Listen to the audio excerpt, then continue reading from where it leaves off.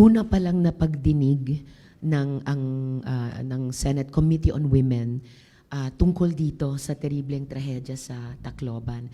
At inuulit ko po yung pinahayag hindi lamang ko kundi ng buong komite na taos-pusong pakikiramay sa mga pamilyang namatayan at saka yung panalangin po na yung mga bata namang nasugatan at nasa ospital pa rin at nagpapagaling ay agad at ganap na gumaling.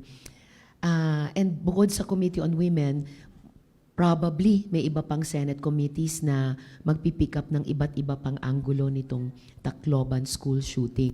Sa hearing namin kahapon sa Committee on Women, of course lumitaw yung usapin ng paano ba yung juvenile justice dito sa ating bansa. Of course, may mga panawagan tungkol sa minimum age of criminal responsibility. And sinabi ko nga, yung mga lumabas na puntong iyon, i-share talaga ng komite namin dun sa probably Senate Committee on Justice. Dahil yun ang may oversight dun sa implementation ng Juvenile Justice and Welfare Act.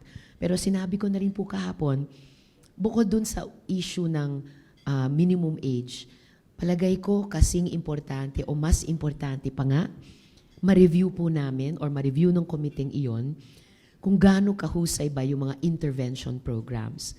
Kasi may mga model bahay pag-asa sa Pilipinas tulad halimbawa sa Muntinlupa, hiniintay pa namin sa susunod na pagdinig matanong sa kanila paano dapat ang juvenile justice at saka ang intervention o diversion program sa mga menor de edad, mga bata rin, pero nakagawa ng heinous crime sa kapwa bata.